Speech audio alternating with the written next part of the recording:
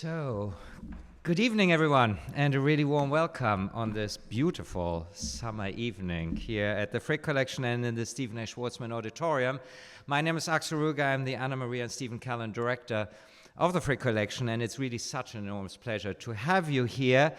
And it's not only a pleasure, but it's also a great honor that tonight we have the Pulitzer Prize winning author Ron Chernow here, who will be in conversation with our chief curator, Aimee Ng.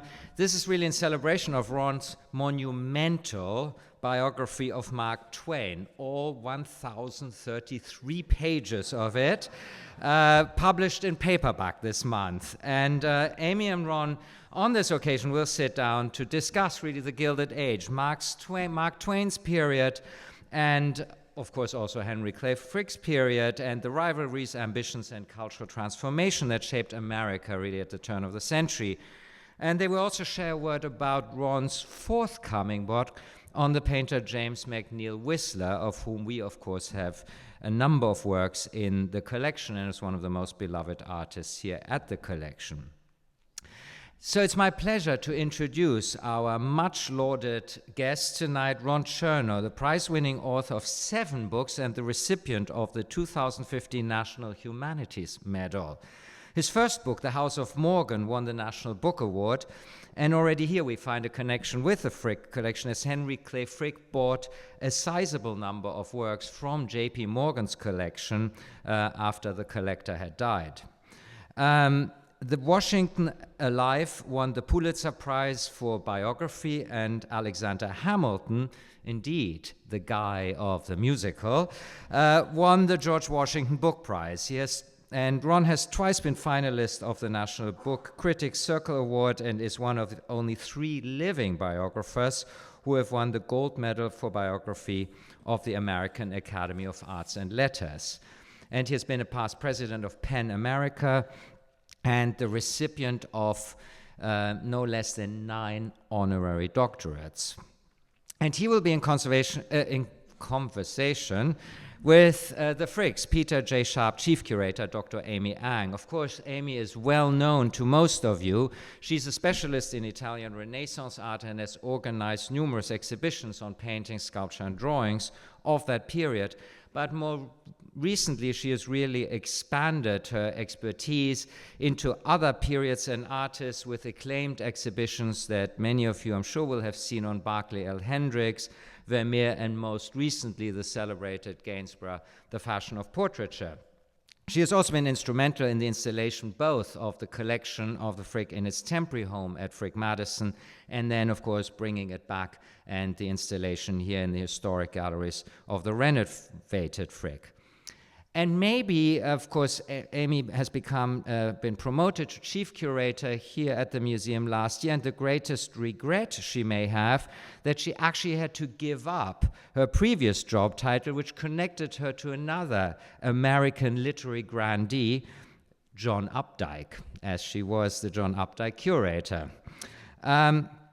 And now on to Ron Chernow and the conversation. In 1885, in one of his notebooks, Mark Twain wrote, and I quote, "My books are water.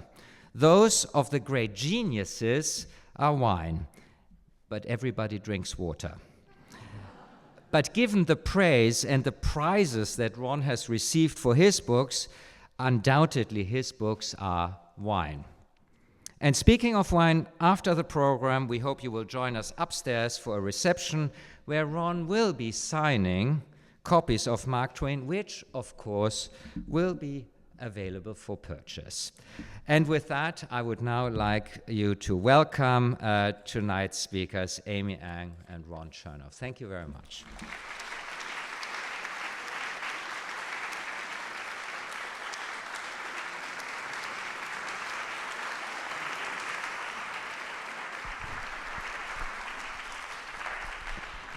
Thank you, Axel, and good evening, everybody. Welcome. Tonight, actually, we're talking on the occasion of the publication of the paperback version of Mark Twain. I have had the hardback stacked on my bedside table for a little while, and it probably would land less painfully on my foot every time I knock it over. I have it actually because this is the 250th anniversary of the Declaration of Independence. It's actually stacked on top of, I'm rereading your Washington biography, and it's amazing the couple of decades that separate these two books. You're always a lyrical, rhythmic writer, but I don't know, maybe there's something about Mark Twain. It is so beautiful to read your prose in this book in particular. Not to say that Washington wasn't, but I wonder if there's something about Twain, the writer, that has inspired even a different kind of writing for you. And so I guess my first question would be, Ron, why Mark Twain? What brought you to this author? Well, first of all, thank you so much, Axel and Aimee, for that very, very warm welcome. Thank you all for coming. You know, back in 1975, I was a scruffy, threadbare freelance magazine writer living in Philadelphia, trying to scratch out a living. And I saw one day there were posters all over town that said, "Mark Twain tonight!" exclamation point. And it was a 90-minute, one-man show done by Hal Holbrook. So off I went. I didn't even know who Hal Holbrook was at the time. Off I went, and there was Holbrook standing up there in the white suit with the cigar and the mustache.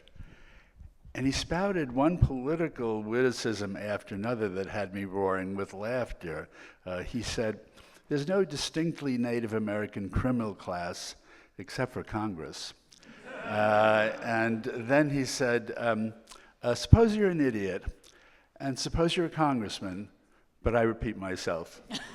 Or he said, "We have legislatures, and I say this with pride, that fetch higher prices than any other legislatures in the world." And then my all-time favorite, Mark Twain, said that the Prince of Darkness should establish a branch of hell in Washington, D.C., if he had not already done so, and he could carry on his business unimpeached by Congress. I was just so struck by not only how fresh and funny these lines were, but they were still so pertinent, and these were things written 100, 150 years before. So we all know the name Mark Twain. We all quote Mark Twain all over the place, but as you're writing this book, and obviously there's much more to this life than some of the quips, who is this figure? If we could sketch an idea of the life that you discovered through this book, from, anybody know the original name of Mark Twain, and why he changed it? Yeah, Samuel Langhorne Clemens. Well, let me start at the beginning, as biographers are wont to do. He was born Samuel Langhorne Clemens in the frontier town of Florida, Missouri. That's all the way up in the northeastern corner of Missouri. And he later wrote that the population of the town was 100, and he increased the population by 1%. He said, "There's no record of anyone else having done as much, not even Shakespeare." Luckily for him and for American letters, when Sam was 4, the family moved all the way into the northeastern corner of Missouri to a town called Hannibal, Missouri, and it was right on the Mississippi River. The house is still there, and if you walk outside the house and then look immediately to the left, just a block or two away is this broad, shining, magnificent Mississippi River. Mark Twain used to say that he was not an American, he was the American. And indeed, he does seem like the quintessential American. And there's something about having grown up in Hannibal, Missouri, which is literally smack in the middle of the country. So he was able to establish a literature quite independent of the East Coast influence that had dominated American letters. What inspired him to take on a name? Oh, well, the name, okay, so let me just, he became a steamboat pilot. Of course, the big event every day in Hannibal, Missouri, there would be a puff of smoke and a steamboat whistle, and the steamboat came and the whole world kind of seemed to pour forth from that. So he worked his father died when he was 11.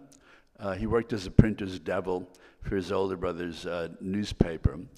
And then one day he had read a book by a man named William Herndon, who described his 4,000-mile trek through the valley of the Amazon. And Herndon talked about the fact that the Incas in the Andes chewed coca leaves as they worked. It rendered them silent and patient, and they could perform prodigious feats of labor. Anyway, he got the idea that he was going to travel to Para in Brazil, and he would monopolize the coca trade and ascend into the ranks of the global rich. He wanted to be the original cocaine cartel.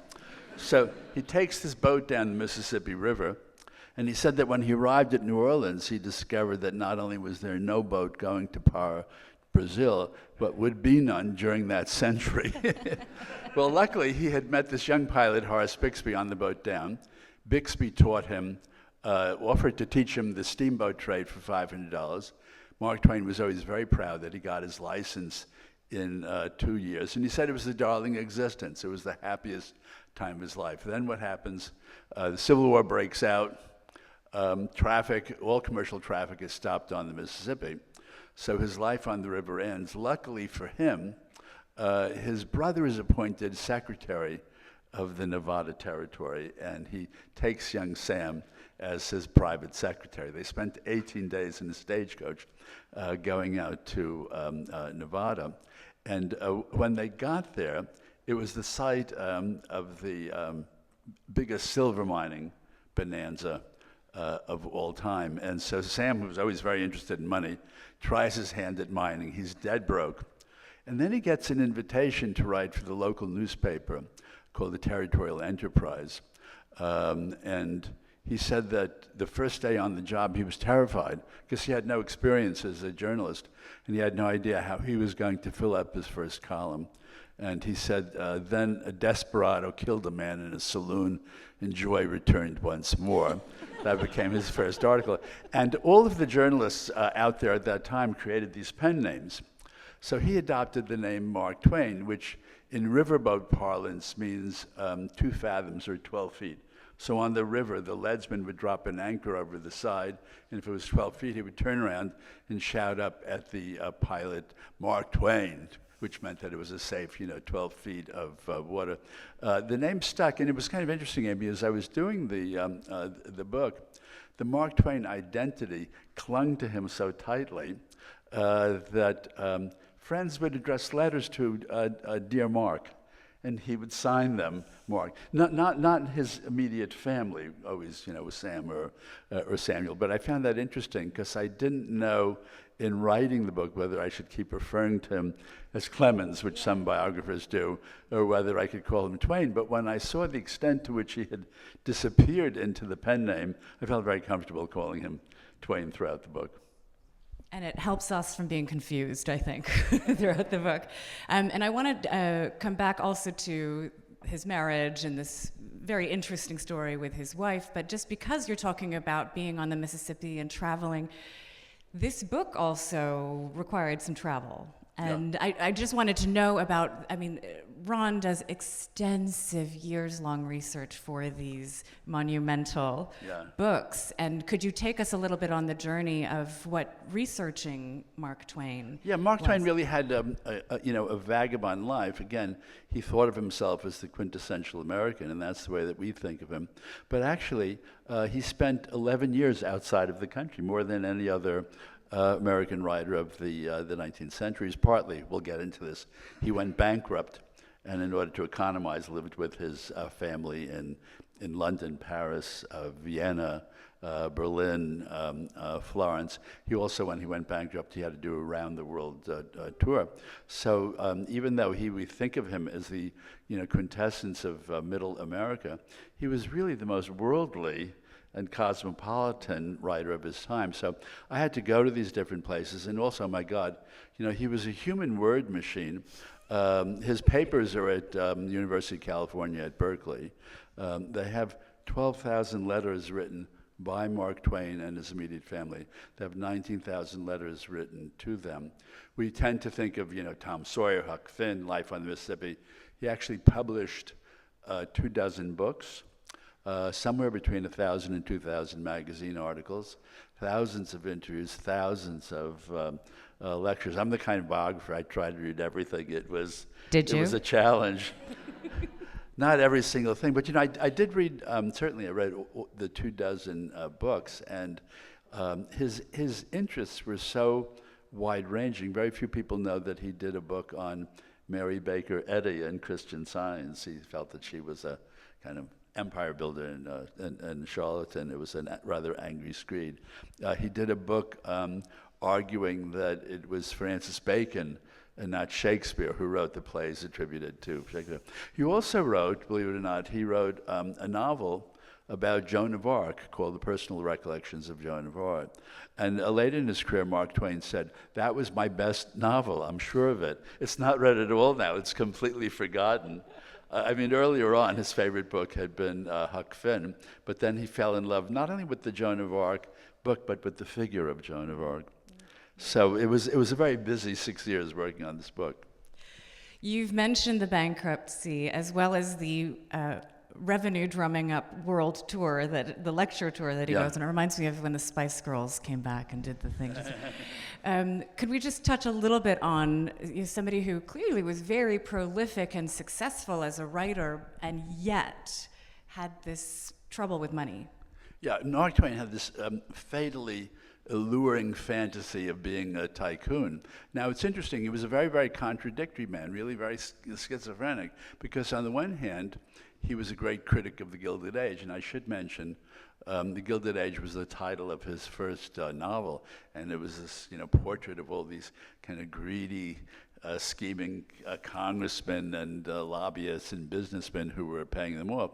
And he made these very strong statements about the leading, plutocrats of the time. He said of Jay Gould, he said, the American people desired money before Jay Gould, but he made them lie down and worship it. Or he said of Commodore Vanderbilt that Commodore Vanderbilt had taken money and made a god of it instead of a servant. So this sounds like someone who, would be very critical of many things going on now. But what you don't know is the second he put down the pen from criticizing all the plutocrats of his day, he was doing everything in his power to become one. So he admitted that he was born with this speculative instinct. He said, late in life, he said, I was always the easy prey for the cheap adventurer. And he was taken in by one con man after another. And he invested, there was a man named James W. Page who had invented a machine, a compositor machine that could supposedly replace the work of 5 or 6 newspaper printers. And Mark Twain was convinced that every newspaper in the world would either have to rent or purchase the Page machine. It was 18,000 separate parts. He really functioned as what we would call the venture capitalist, which was crazy. He was convinced that the competition would not win. The competition did win. A linotype machine created by a man named Mergenthaler won out, and Mark Twain, in contemporary dollars, blew $6 million on that. And not only was that a sizable chunk of his royalties from books and his fees from lectures, but his wife Livy was an heiress, and he completely gambled away her inheritance. But the nicest thing that I could tell you about, Livy, is we have vast correspondence between them, and there's not a letter from Livy to her husband that does not end, I worship you, I adore you, I idolize you, I love you. But in all their correspondence, I could not find a single letter where she threw in his face the fact that he had gambled away her inheritance. I mean, how many wives would have had that kind of love and patience and tolerance? Not many. Well, I think it's elements like this that come as a surprise as one reads through this book and this life. And I wonder, as you set out to produce this biography, if there were misconceptions or myths or ideas of Mark Twain that you did want to dispel or correct or refine. Yeah, well, I had this kind of Hal Holbrook image in my mind of a very kind of charming, soft shoe character with a twinkle in his eye, a kind of merry, charming character. And that was part of it. He certainly could be as funny, I think with the possible exception of Groucho Marx. He was the funniest person in American history. But that was not the whole person. He could also be very moody, temperamental, very volatile. In fact, he's grown up in this backwater, in Hannibal, Missouri. His wife, Livy, was an heiress. She was exquisitely polite and tactful. And she trained him. He had what we would call a problem with anger management. She trained him how to behave so that if he was angry with something, he would immediately sit down and write a very angry letter. And she trained him when he did that not to send it out, to wait hours or days and then write a cooler, more sensible letter. The funniest thing in the book is that he really did not know again, how to behave in polite society. And this was a couple that were constantly throwing dinner parties and going to dinner parties. So what Livy had to do with him, she developed a color-coded system of cards so that at a dinner party, if she flashed a blue card to him, it meant, are you going to monopolize the woman on your right all evening? If she flashed him a red card, it meant, are you going to sit there and not say anything all night? And they had 3 daughters. The daughters loved watching this. They found it hilarious. They called it Mother Dusting Off Father.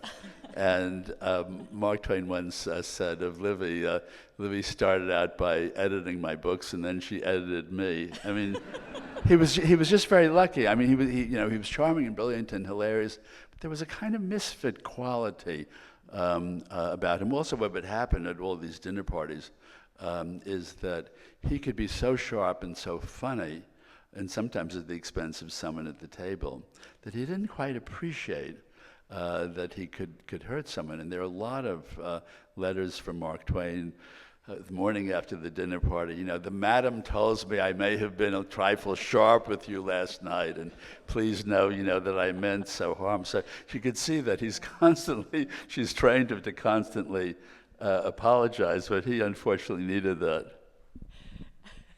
Well, may we all be blessed with a Livy. And I think we should sell those colored cards in the shop. The Frick brand on the back for our dinner party. So we were talking before about some of our favorite quotes by Mark Twain that we think are by Mark Twain. And I quote all the time the one about the coldest winter I ever spent was a summer in San Francisco. For a lot of people, that's their favorite Mark Twain quote. I'm sorry to report it's apocryphal. And most of our favorite ones are. Yeah, in fact, Mark Twain said of the famous San Francisco summer quote, he said that was already old while he was alive. And one of my favorite Mark Twain lines is, he was fascinated with the figure of Adam. And he said one of the things he really envied about Adam was that when Adam told the joke, he knew no one else had told it before. It was great. But no, I mean, there are hundreds of genuine Mark Twain quotes. I'll give you a couple of my favorites. I love his quote, good friends, good books, and a sleepy conscience. That is the ideal life. Also, a lot of the quotes are very, very thought-provoking. He said the 2 most important dates in a person's life, the date that you were born and the date that you realized why you were born. But he would actually, one reason that Mark Twain continues to be the most quoted person in American history is he's about to be the most quoted person. Some of the Mark Twain quotes may be just passing lines from Tom Sawyer, Huck Finn, whatever. But as the years went on, he began to manufacture these aphorisms. And you could see in his notebook, he would sometimes rewrite them 5, 10, 15 times until they were perfectly expressed. So they weren't off the cuff, they were crafted. A lot of them, no. And he was kind of very aware that if they were perceptive and funny and just very sharply phrased, that they would be picked up, and they were. So, Ron, you have this very privileged position of having gone through so much of the Mark Twain, both personal correspondence and the published works. And I wonder, as you are sifting through these thousands and thousands of texts, if you got a sense of, it sounds like you could see the inner workings of what would become public, but were there different voices? Did this writer have a personal correspondence voice versus one that was meant for the public? One of the things that I found fascinating about Mark Twain's letters, and I found myself very, very envious, is that, most of us, when we send letters or now we send emails, a lot of what we send is pretty banal. Mark Twain was incapable of writing a banal letter. So, for instance, if someone, said, would you like to come to dinner 2 weeks from now, he wouldn't just, all of us would say, oh, either yes, we're coming, or no, I'm sorry, I'm booked that evening. But he always had some kind of very imaginative way of phrasing it. So he would write a letter in response to an invitation like that. So sorry for the delay in responding to you. He said, I have a terrible habit in answering letters. I wait until the pile of unanswered letters is so high that I can't peek over the top anymore, and then I know it's the time. There would always be some kind of very kind of funny and imaginative conceit. But now the problem was, it was like he could not turn off the creativity, and that was sort of the creative juice that he needed to write. And so he always felt obligated to write these very funny and original letters, but they exhausted him. And he once complained of the persecution of kindly letters from well-meant strangers, because he found that he exhausted himself creatively answering these letters. So if there's a banal letter in his correspondence, and again, we have sort of about 10,000 letters that he wrote, I did not find it. There's sort of many, many different moods. Again, there's this charming, funny, there's the irate and difficult Mark Twain. You get all of those different moods. The one thing that you never get from him is banality. And there's a complexity to this figure. You mentioned he was like an early venture capitalist, in that conception, but there are also, I think, many surprises in terms of marketing himself. He was sort of a great at publicizing. Yeah, Mark Twain, he was the original influencer. He was the original celebrity. So that a lot of writers would consider this beneath their dignity. He was never reluctant to sell the use of his name or his image. So there were Mark Twain cigars. There were Mark Twain pipes. He was always licensing himself, and even worse, he would actually write the copy for these ads. So that kind of he was an influencer for the Wirt fountain pen company, and so the Wirt ads would show this picture of Mark Twain, and he wrote this. The ad would say, "With one Wirt fountain pen, I have earned the living for my family." He said, with 2 Wirt pens, I could have become rich. So, he said of himself, even from the time that he was a boy, he said he had this penchant for attracting notice and notoriety. He was someone who always wanted to be noticed by the world, and he was. And also what happened in the course of his life, it was a period in the Gilded Age of the rise of mass media. There'd always been newspapers before, but suddenly you had the rise of mass market newspaper chains, the Hearst papers, the Pulitzer papers. So suddenly there were all these daily newspapers, swarms of reporters who were always looking for pundits who would have something pertinent to say about it. And one of Mark Twain's daughters, Clara, said, I could never believe the fact that my father had an opinion on everything under the sun. He left school at 11 when his father died. He was an autodidact. He actually, believe it or not, said that he did not read novels that often. You're much more likely to find him reading a book on astronomy or theology or geology. So he knew something about everything. And the reporters always knew that if they went to Mark Twain, that they could get a great quote for the next morning's paper. So he did manage to keep himself front and center. And it sometimes got him into trouble? Oh, it always got him into trouble. He could make a joke out of everything. He was very, very funny about his own death. Now, he died at age 74. As in his later years, there were constant rumors in the press that he was dying, and he made that a whole kind of industry about Mark Twain death jokes. The most famous one was he was living in London, and there were rumors in New York that he was dying. So the editor of the New York Herald sent out a reporter to London with the following instructions. If you find Mark Twain dying in poverty in London, please send 500 words.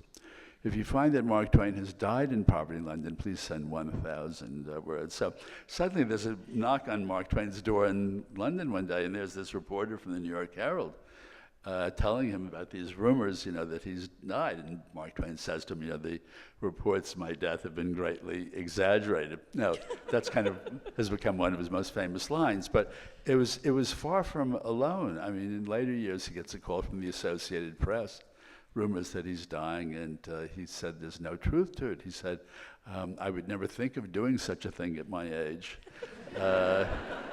Another time, there were again rumors of his death, and they call him up and ask him if he's dying, and he said, well, yeah, I'm dying, but he said, I'm not aware that I'm dying any faster than anyone else. And then there's my favorite line. In his last 2 years, he lived in town of Reading, Connecticut, and his youngest daughter, Jean, was living with him.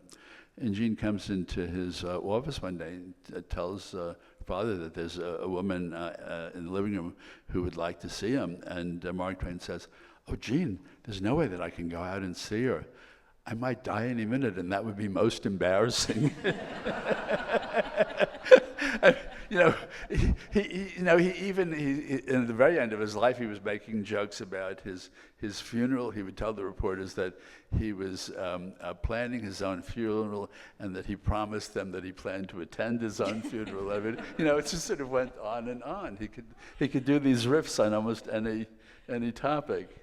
And then the other side of this very humorous figure, though, which might come as a surprise to readers of your book, is his commitment to social justice, Yeah, he became more and more courageous as the years went on, more and more outspoken in so many different causes. He was always a very strong supporter of women's suffrage.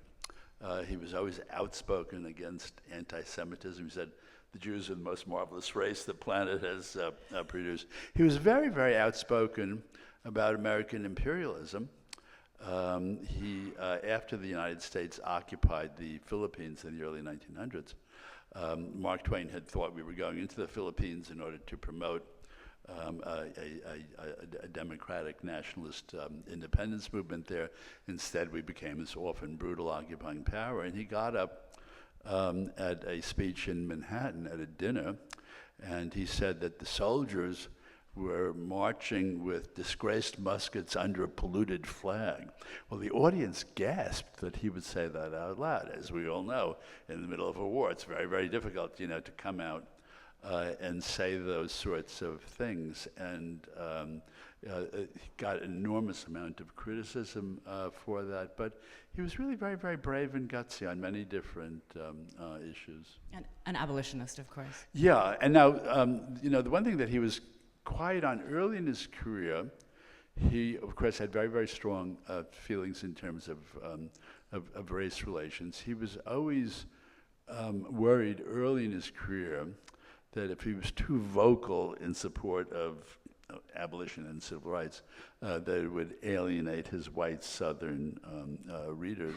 But even there, he became more and more outspoken. One of the stories that I tell in the book, for instance, is that he went to give a lecture at Yale Law School. And while he was there, he was greeted by a black student, maybe been the first black student at Yale Law, named Warner T. McGuinn. And Twain was very, very impressed by him. And afterwards he sat down and he wrote a letter to the dean of the law school saying that he wanted to pay for all of the expenses of Warner T. McGuinn, because they were making Warner T. McGuinn at Yale Law School was living with the school's carpenter and doing, odd jobs. And it has a kind of beautiful ending, the story, because Warner T. McGuinn became a very distinguished civil rights lawyer in Baltimore. And there was a young black lawyer in the adjoining office, and Warner T. McGuinn became the mentor of that lawyer, who turned out to be Thurgood Marshall, first black justice on the Supreme Court, and of course, author of Brown versus Board of Education. So sort of an interesting line of continuity from Mark Twain sponsoring Warner T. McGuinn, then going all the way up to Brown versus Board of Ed. And it all comes together, and we're moving to the end of our conversation by bringing it to the Frick, sure. Of course, because that's where we are. We talked about how Mark Twain coined the term the Gilded Age. Yeah. What do you think he would have thought of Henry Clay Frick? You know, I'm not aware that they ever met. As I said, he could say very, very harsh things about the robber barons of his day, even though he was trying very hard to join them. But one person whom he was very, very close to was Andrew Carnegie. And of course, how would you describe the relationship? Frick and Carnegie were business partners, frenemies. And then frenemies, yeah. Yeah. You know, so I had a hunch this would come up, so I wanted to kind of read something about Mark Twain and Andrew Carnegie. That I'm afraid is as close as we'll get to Henry Clay. Twain, I was mentioning, went bankrupt. His compositor business went bankrupt. He started a publishing house that went bankrupt. So he really needed someone to bail him out. And he figured, my friend Andrew Carnegie. So he accepted a dinner invitation from Carnegie. This will give you a sense of how original he was in his letters. When Carnegie invited him to dinner, Twain wrote back to him, "To me it has the look of a conspiracy, and I have always hankered for a chance to conspire against something or somebody."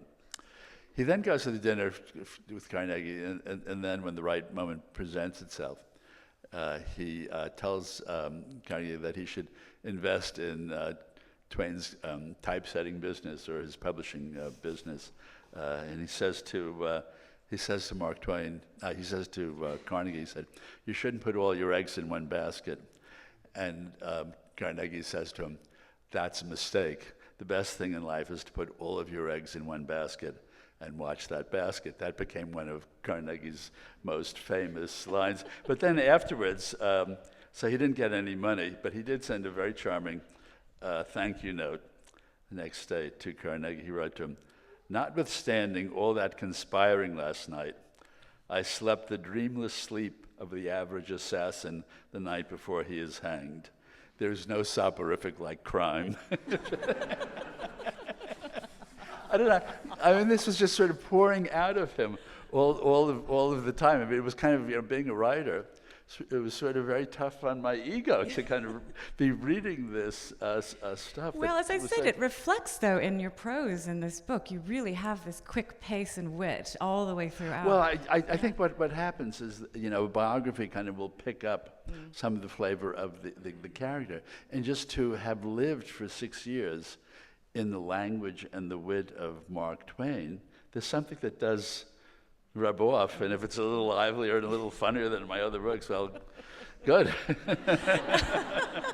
So Twain on art. Yeah. He didn't love all art. In Yeah, fact, the old masters, for example, which are the bread and butter of the Frick collection. Yeah, I mean, I feel funny kind of saying this in the building that houses Rembrandt and Velázquez, etc. Yeah, Twain's first book, which was wonderful, is called The Innocents Abroad. He joined this early tourist cruise to Europe and the Holy Land. And at the time, Americans really fawned over European art. And Twain was completely irreverent about it. They went to a lot of museums, and he said, "The old masters are all dead, and I only wish they had died sooner." They went to the Sistine Chapel, and Twain looks up and he said, "This is Michelangelo's nightmare." He said, "The figures are repulsive monstrosities." They go to Milan to Da Vinci's Last Supper, and there are a lot of people who are copying it, and Mark Twain said, "I couldn't help but notice that all of the copies were superior to the original." And then very funny, because they were going from one country to another, and he said, "I noticed that in every country, John the Baptist was a different nationality." He said, "Can it be that John the Baptist is a Spaniard in Madrid and an Irishman in Dublin?" He had absolutely no taste in art. Did somewhat better with music, although he was kind of famous for hating Wagner. But he did meet Whistler. Yeah, now this is interesting. I should say, because I have started work on this biography of James McNeill Whistler. There was contact. During that period of Twain's exile in the 1890s, he was living in London, in Tedworth Square in Chelsea. And right around the corner from Tedworth Square is Tite Street. Now, Tite Street, believe it or not, living there simultaneously on one street, was James McNeill Whistler, Oscar Wilde, and John Singer Sargent. And then around the corner, at one point, was Thomas Carlyle, Dante Gabriel, Rossetti, and Algernon Swinburne. So there was some contact. I actually, I keep finding little bits in pieces. I found a letter from Mark Twain where he saw a Whistler etching in a window, and he bought it for his wife's closest friend. Funniest story that I've come up with is that Whistler did invite Mark Twain over to his studio on Tide Street, and Twain wanted to get a closer look at one of the works in progress, so he kind of leaned over and he put his finger out, and Whistler in a panic says, "Don't touch it, it's still wet." And Mark Twain turns to him and says, "Oh, don't worry, I have gloves on."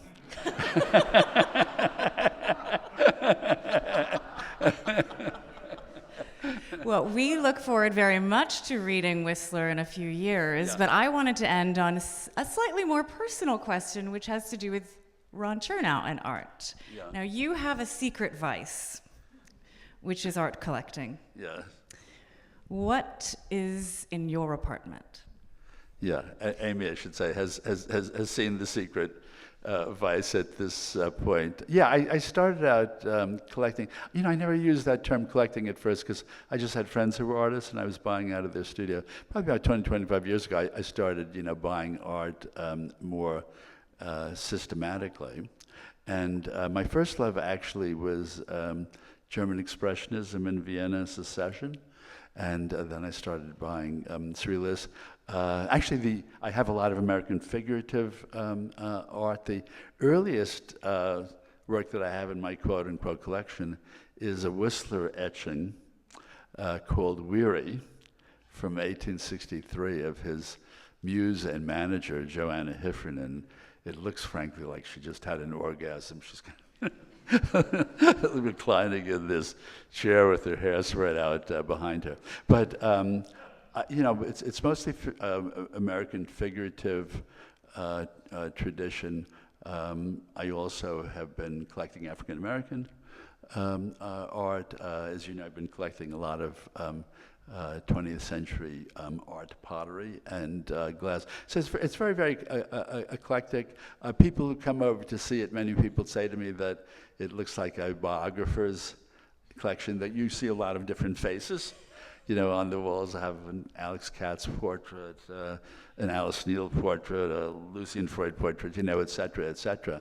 And so that, for obvious reasons, would speak to me. But I didn't want to, when you do a collection, you can either have a tight focus and discipline about it. But I always wanted to be in the position, because I'm very impulsive, if I see something that I love, without kind of reasoning it too much, just to get it. So I think it all hangs together, I hope, in some way. It does, and it's a little bit like the fast clip of your prose. Also the way that you have installed, and by the way, 2 new objects show up every week, I think. And there's always a perfect place for each object, and the rhythm changes and the dance continues. And so there's not only they hang together, but actually they create a very nice story together. Well, I was very pleased and flattered when Amy came over to look at it, but I was also a little bit embarrassed, thinking about this, woman who spends her day, amid Van Dycks and Goyas and